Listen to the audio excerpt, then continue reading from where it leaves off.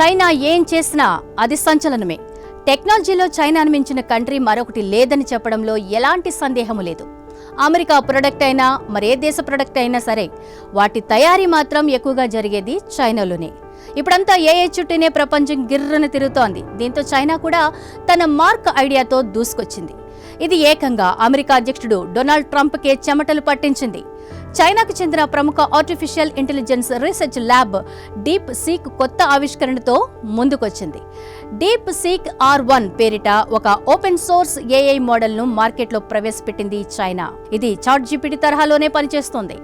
ఇది పూర్తిగా ఉచితంగానే అందుబాటులోకి వచ్చింది. ఈ దెబ్బతో అమెరికా స్టాక్ మార్కెట్లు విలవిల్లాడిపోతున్నాయి. ఐటీ కంపెనీల షేర్లు సైతం కుదేలైపోయాయి. ముఖ్యంగా ఓపెన్ ఏఐ సంస్థ రూపొందించిన చాట్‌జీపీటీ అందిస్తున్న ప్రీమియం సబ్స్క్రిప్షన్స్ సర్వీసులను ఈ చైనా సంస్థ పూర్తిగా ఉచితంగా అందిస్తోంది.